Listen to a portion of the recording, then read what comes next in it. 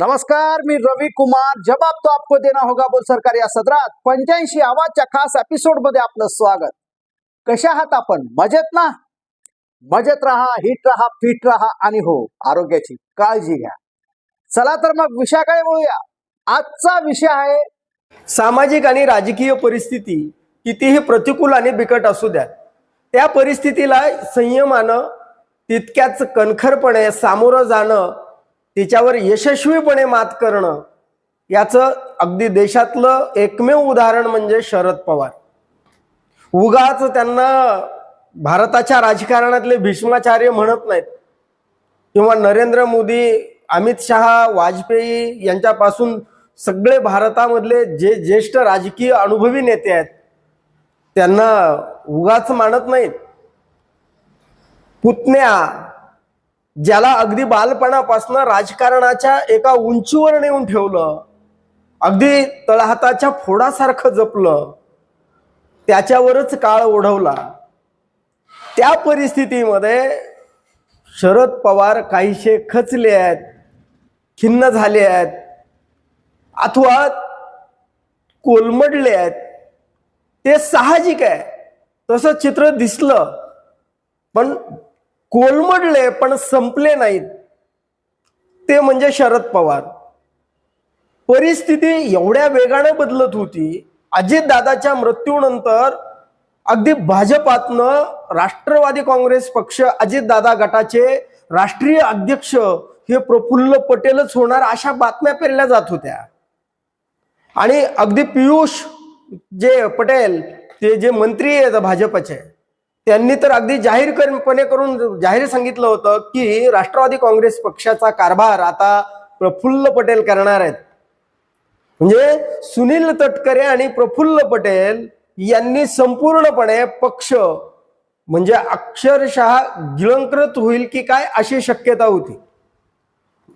आणि एकीकडे दुःख आहे आणि दुसरीकडे राजकीय जो पक्ष स्थापन केलेला आहे तोही वाचवायचा आहे. अशाही परिस्थितीमध्ये शरद पवारांनी राष्ट्रवादी काँग्रेस पक्ष जो त्यांनी स्वतः स्थापन केलेला होता तो पक्ष तर वाचवलाच, पण त्या दादा गटाची जी राजकीय परिस्थिती आहे तिची घडी सुद्धा बसवली. त्याचं नाव आहे शरद पवार. कारण एवढी आपत्ती कोसळल्यानंतर या प्रसंगाला अगदी दुःखात हे कुटुंब असताना, पवार कुटुंब दुःखात असताना राजकीय डावपेच खेळले जात होते. वर्षा बंगल्यावर हॉटेलमध्ये बैठका होत होत्या. आता पक्ष पवार कुटुंबाकडून कुठेतरी पटेल तटकरे यांच्या ताब्यात जातोय की काय अशी शक्यता नव्हे तर खात्री वर्तवली जात होती. आणि दरेकर मध्येच येऊन जे बोलले ते उगाच बोललेले नव्हते. त्यांना असे उठले आणि दरेकर येऊन बाहेर बोलले की पटेल आणि तटकरे राष्ट्रवादीचा पक्ष हा यशस्वीपणे पुढे घेऊन जातील, असं जे या दरेकरांनी विधान केलं होतं ते विनाकारण आलेलं विधान नव्हतं. हा पक्षच पूर्णपणे भाजपच्या दावणीला नेऊन बांधण्याकरता संपूर्णपणे वरिष्ठ पातळीवर खेळी खेळल्या गेली होती. पण मग या खेळीला म्हणजे एकीकडे दुःख आहे, जो पुतण्या म्हणजे अक्षरशः पुत्राप्रमाणे तो त्या दोघांचा नाते, दादा आणि साहेबांचा नातेसंबंध अगदी दादा जाहीरपणे बोलून दाखवायचे, माझ्या काकाच्या कृपेनं माझं सगळं काही चांगलं चाललंय आणि माझा काका तुमच्या बापापेक्षा मोठा आहे असं जाहीरपणे सांगणारे ते दादा होते. एवढं प्रेमाचं नातं या दोघांमध्ये. आणि त्यातच अजितदादांचा हा अपघाती जे निधन झालं, या निधनानंतर पवार कुठंतरी कोलमडतील, संपतील, पक्ष हा पूर्णपणे त्यांच्या हातून सुटेल अशी शक्यता होती. आणि तसं राजकीय वातावरणही तयार झालेलं होतं. पण त्या परिस्थितीमध्ये ममता बॅनर्जी, पश्चिम बंगालच्या मुख्यमंत्री, त्यांनी अजितदादांचा अपघात नव्हे घातपात आहे असं विधान केलं होतं.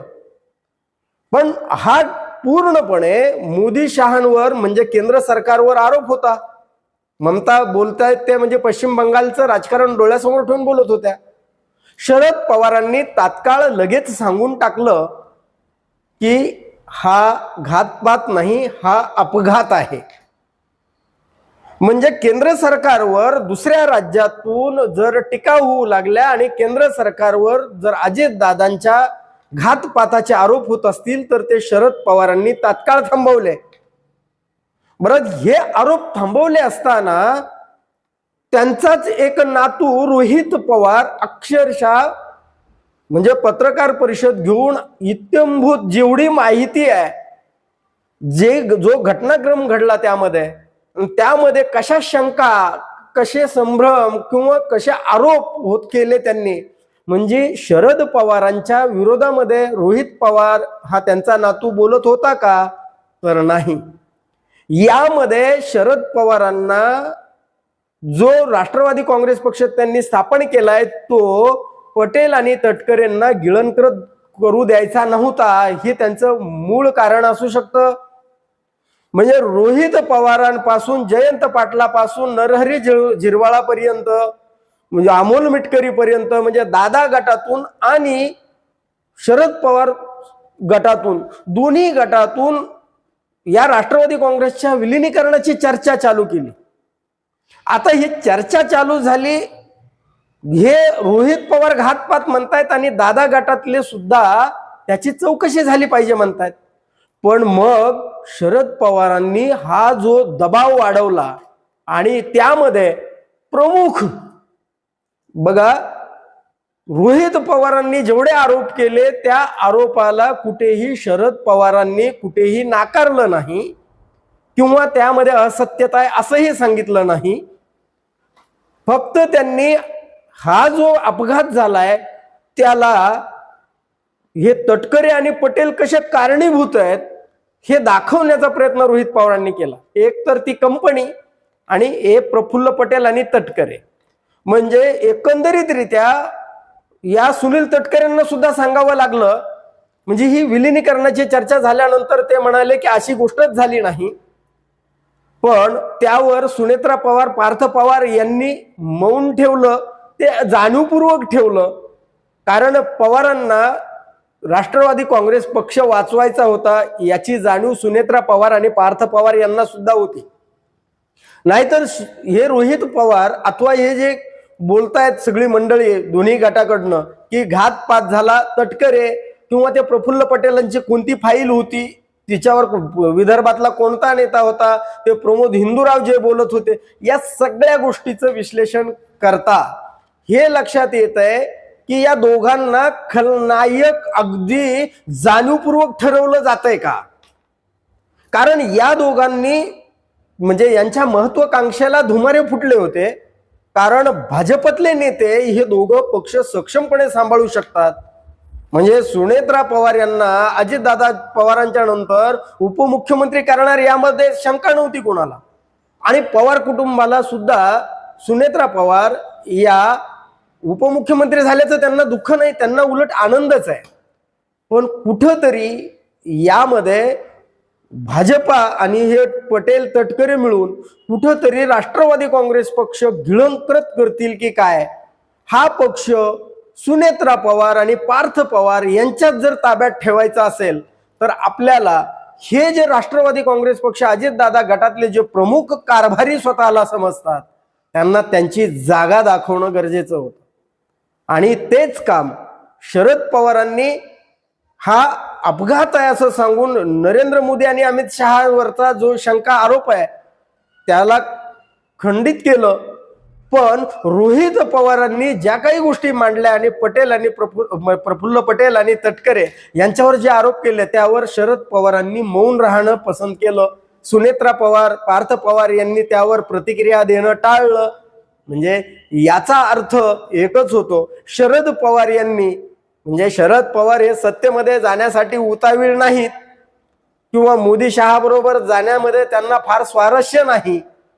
म्हणजे जरी विलिनीकरणाच्या चर्चा होत असल्या तर त्या चर्चा फक्त एवढ्यासाठीच होत होत्या की राष्ट्रवादी काँग्रेस पक्ष हा पवारांनी स्थापन केलाय आणि तो पवार कुटुंबाच्या मालकीचाच राहिला पाहिजे. आणि तशी परिस्थिती निर्माण करायची जर असेल तर त्यासाठी ही राजकीय रणनीती त्यांनी आखली होती काय. म्हणजे प्रफुल्ल पटेल आणि आता तटकरे हे सुद्धा कुठे बोलताना दिसत नाहीत, पण छगन भुजबळांसारखा नेता म्हणाला की आता सुनेत्रा पवार ह्या राष्ट्रीय अध्यक्ष होतील. म्हणजे कुठंतरी आता मग ती आमदारांची सह्यांची मोहीम सुरू झाली. त्यामध्ये 30 आमदारांचं बळ सुनेत्रा पवारांच्या पाठीमागे आहे असंही सांगितलं, बातम्या बाहेर आल्या. पण शरद पवारांनी आणखी एक चाणाक्षपणे एक खेळी केली म्हणता येईल. ती म्हणजे राज ठाकरे सारखा नेता उठला आणि बोलला असं होत नाही ना हो. राज ठाकरे म्हणतात की राष्ट्रवादी काँग्रेस पक्षासारख्या मराठी रांगड्या या महाराष्ट्राच्या मातीतल्या पक्षाचा अध्यक्ष हा कुणी पटेल नसावा, पाटील असला तरी चालेल.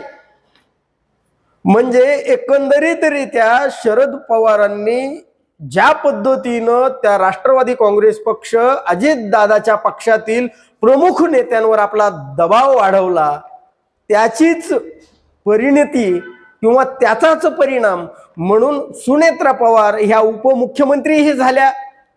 त्यांना पुण्याचं आणि बीडचं पालकमंत्री पदही मिळालं. आणि त्यातच आज बातमी आली आहे की जो अर्थसंकल्प दादांनी जो अर्धवट पूर्ण केला होता तो पूर्ण देवेंद्र फडणवीस करणार आहेत. आणि तो पूर्ण झाल्यानंतर अर्थमंत्री पद सुद्धा सुनेत्रा पवारांना देण्यात येणार आहे.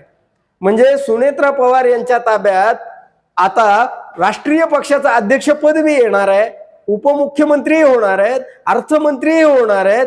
म्हणजे हे जे काही राष्ट्रवादी काँग्रेस पक्षातले स्वतःला प्रमुख समजतात त्या नेत्यांवरती कुठेतरी त्यांना दाबून ठेवायचं जर असेल तर या गोष्टी फार सूक्ष्म पद्धतीनं केल्या गेल्या. म्हणजे शरद पवार यालाच तर शरद पवार म्हणतात का? म्हणजे ज्यांनी राष्ट्रवादी काँग्रेस पक्ष दादांचा तो पक्ष वाचवलाच, पण त्या पक्षाची राजकीय विस्कटलेली जी घडी होती ती घडी सुद्धा त्यांनी व्यवस्थितरित्या बसवली. यालाच तर शरद पवार म्हणतात का? याविषयी आपलं काय मत आहे कमेंट करून जरूर सांगा. आणि हा व्हिडिओ जर आवडला तर लाईक आणि शेअर करायला विसरू नका. धन्यवाद. जय महाराष्ट्र.